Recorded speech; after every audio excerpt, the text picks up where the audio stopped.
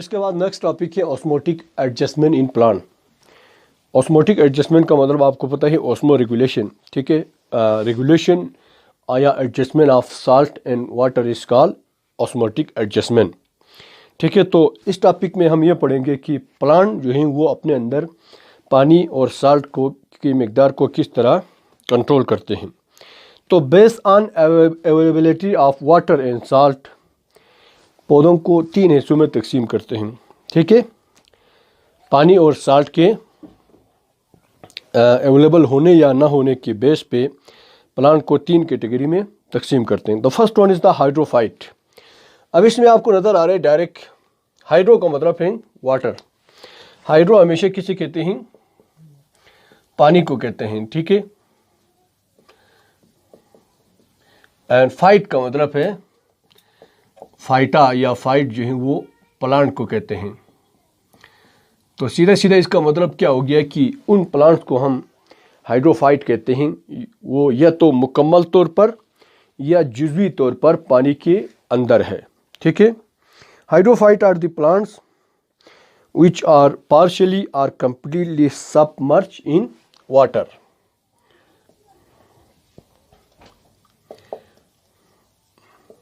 Partially or completely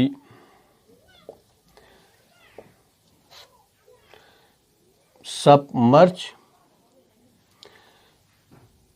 in fresh water. अब ये भी आपने यहाँ पे याद रखना है, जो ताज़ा पानी में होता है ना, ये तो मुकम्मल तौर पर पानी के अंदर हैं या पानी आधा पानी के अंदर हैं, आधा निकली हुई हैं। पार्शियली और कम्प्लीटली सबमर्ज इन वाटर, उन प्लांट को क्या कहते हैं?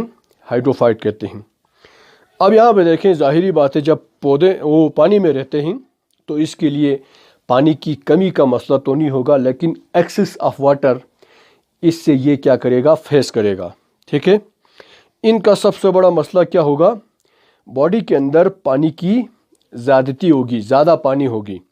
तो मेन जो है वो उनके जो ऑस्मोटिक एडजस्टमेंट में वो मेनली क्या करते हैं, किस तरह पानी को अंदर कम लाएं और अंदर के पानी को ज़्यादा से ज़्यादा बाहर निकालें, ठीक है। ये इनका मेन मसला है, ठीक।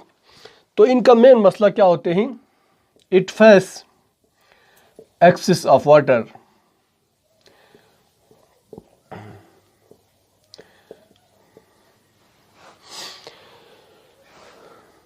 तो पानी की ज़्यादा पानी को किस तरह वो बाहर निकालेंगे बॉडी से? तो इसके लिए वो जो एडाप्टेशन करते हैं उसमें सबसे पहला है उनका broad leaf with large number of stomata, ठीक है। इनका जो लीफ होते हैं वो ब्रॉड होते हैं, बड़े बड़े broad leaf with large number of stomata.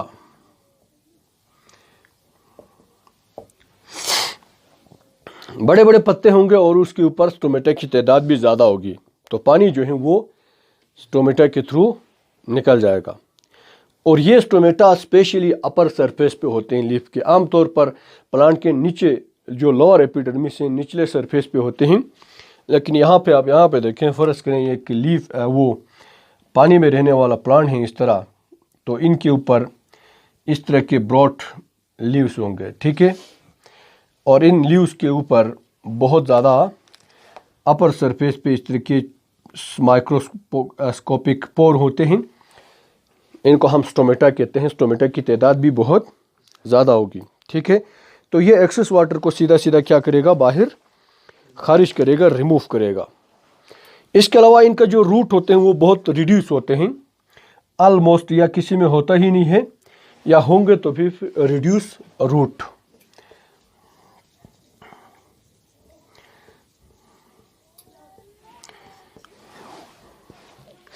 इसके एग्जांपल हैं वाटर लिली। अब इसके बाद है सेकंड वन, दूसरा जो प्लांट है वो है ज़ेरोफाइट।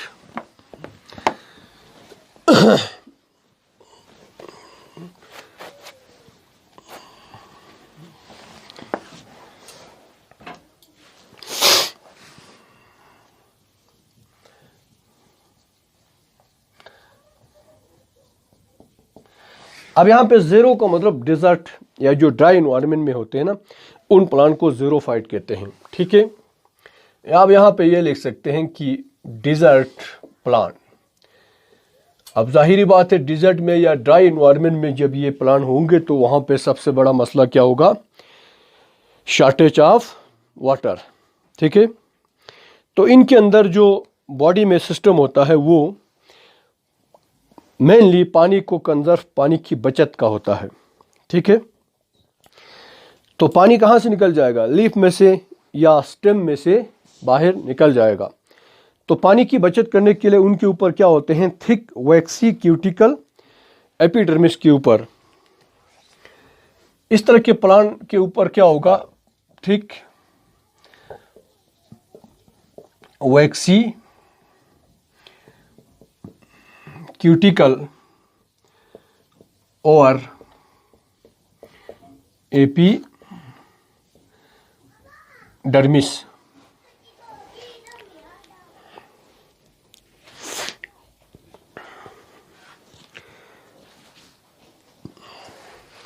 अब फर्ज करें ये इस तरह के एक प्लांट हैं जो डिजर्ट में रहते हैं।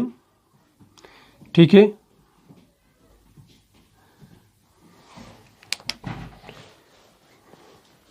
इसके एक एग्जांपल मैं आपको बताता हूँ डिजर्ट प्लांट, फिर आपको क्लियर हो जाएगा। कैक्टस है, कभी आपने ये देखा है तो ये ऐसे ऑर्नामेंटल प्लांट भी ग्रो करते हैं। इस तरह के एक प्लांट होता है। ठीक है,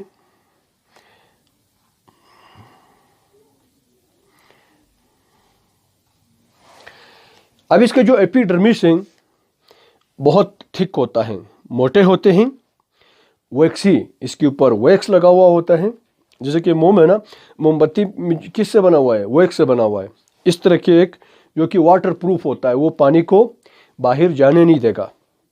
ठीक है, और इस सबसे ऊपर वाले लेयर को यहाँ पे क्यूटिकल कहते हैं। ये एक केमिकल का बना हुआ है क्यूटीन, इसीलिए इसका नाम क्यूटिकल है। ठीक है, इसके ऊपर जो है वैक्स लगा हुआ है, तो ये बहुत ही मोटे होंगे इसका एपिडर्मिस, और ऑलमोस्ट वाटर प्रूफ होंगे, वहाँ से पानी निकलने का चांस ही नहीं है। ठीक है, इसके अलावा इनमें सक्कुलन ऑर्गन होते हैं जो कि special parenchyma, special tissue of parenchyma cell, इनको क्या कहते हैं?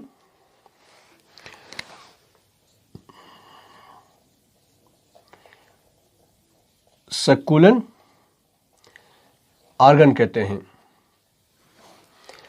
क्योंकि ये पानी को सक करके वहां पे स्टोर रखेगा। अब यहां पे देखें, ये कैक्टस है, इसमें आप इसको सक्कुलन ऑर्गन कह सकते हैं।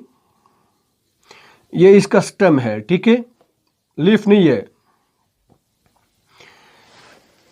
इसके अंदर जो सेल होता है वो पैरेन्काइमा सेल हैं, एक टाइप के सेल हैं प्लांट में। वो 9th क्लास में आपने पढ़ा होगा ना, सेल की टाइप्स, स्क्लेरेन्काइमा, पैरेन्काइमा, कोलेन्काइमा, मुख्तलिफ किस्म के होते हैं।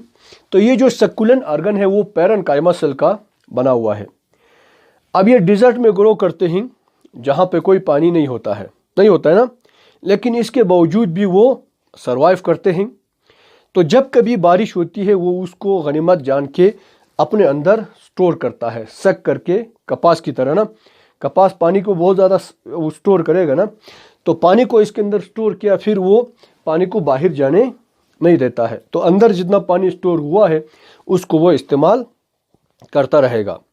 तो डिजर्ट प्लांट में जहाँ पे आपको कोई भी वो एक कतरा पानी नज़र नहीं आते हैं, उन प्लांट को आप हाथ लगाओगे या उसको आप दबाओगे तो अंदर से बहुत ज़्यादा पानी निकलता है।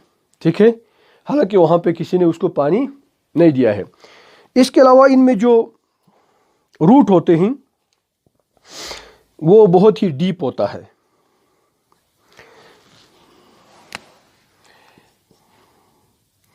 डीप रूट दूर दूर तक फैला हुआ है, जहाँ कहीं से पानी मिले वो इसको क्या करते हैं? एब्जॉर्ब करता है। ठीक है, नीचे तक जाता है उसका रूट, और जो लीफ है वो ऑलमोस्ट रिड्यूसिंग, लीव्स जो हैं वो उसका साइज बहुत छोटा हो गया है, और it most of the plant में इसको स्केली लीव्स या स्केल लीव्स कहते हैं। अब इसमें आपको ये जो बड़ा स्ट्रक्चर नज़र आ रहा है ये इसका लीफ नहीं है, स्टेम है। ये वाला जो है इसका लीफ है, ठीक है। इस तरह के छोटे छोटे, इतना छोटा हो गया इसका लीफ, और इसमें नंबर ऑफ स्टोमेटा बहुत कम होते हैं, लेस नंबर ऑफ स्टोमेटा, क्योंकि स्टोमेटा के थ्रू सारा पानी निकल जाएगा।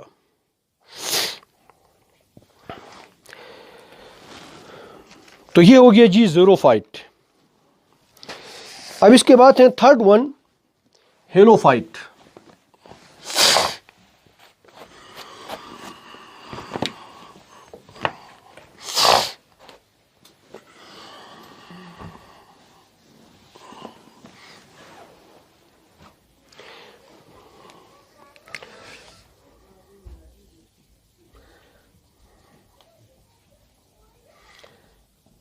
हेलोफाइट उन प्लांट को कहते हैं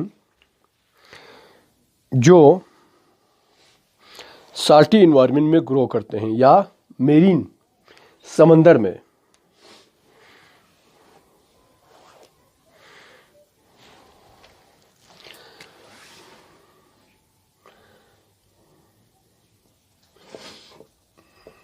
सी वाटर, समंदर में क्या होते हैं, पूरा का पूरा साल्टी होता है।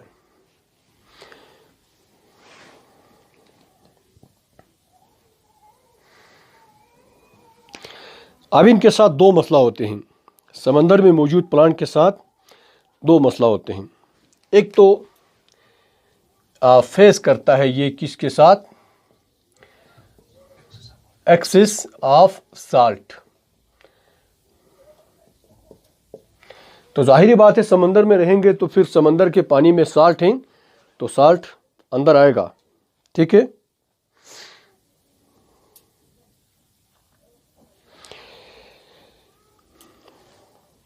क्योंकि समंदर के पानी में साल्ट की कंसंट्रेशन मकदार बहुत ज़्यादा है तो साल्ट उन प्लांट के बॉडी के अंदर आएगा। एक मसला तो क्या हो गया, ये हो गया।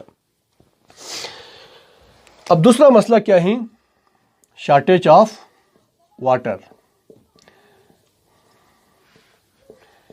अब आपको यहां पे अजीब लगेगा, पानी में रहते हुए भी पानी की कमी का मसला है, ठीक है।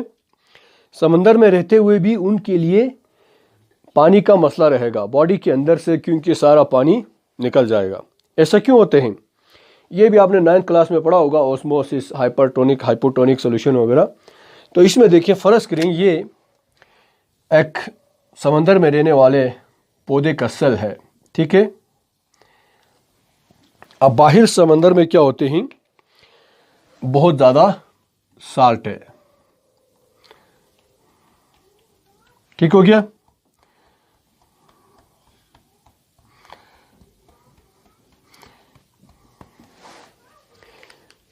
As compare to cell, inside the cell, cell के अंदर के निस्बत बाहर कहें तो इसको हम हाइपरटोनिक सॉल्यूशन कहते हैं या हाइपरटोनिक इन्वायरमेंट।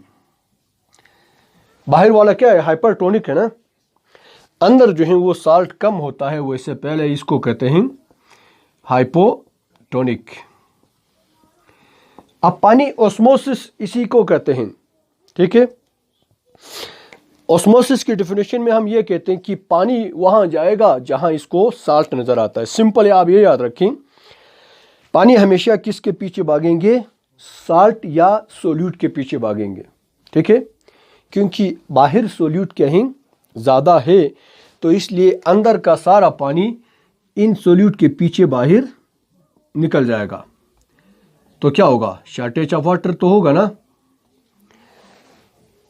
और साथ साथ दूसरा मसला क्या है, ना चाहते हुए भी बाहर से अंदर साल्ट भी आएगा। तो इस प्लांट को दो मसले का फेस करना पड़ता है। एक क्या है, बाहर से साल्ट अंदर आते हैं, दूसरा जो है अंदर का पानी बाहर निकल जाता है।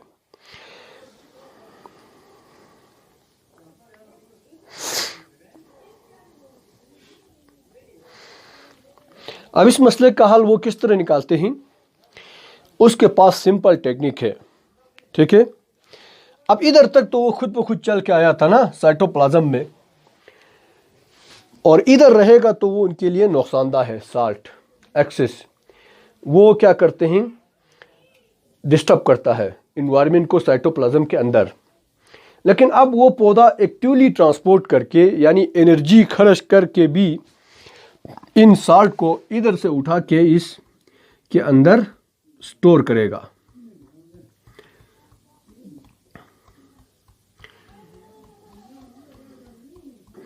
तो क्या हो गया, इन दोनों मसले का हल मिल गया। अब ये वैक्यूल में रहेगा तो कोई वैक्यूल का बाहर के इन्वायरमेंट के साथ इतना कनेक्शन नहीं है, तो इसलिए वैक्यूल में ये साल्ट रहेगा तो इसकी सेल के लिए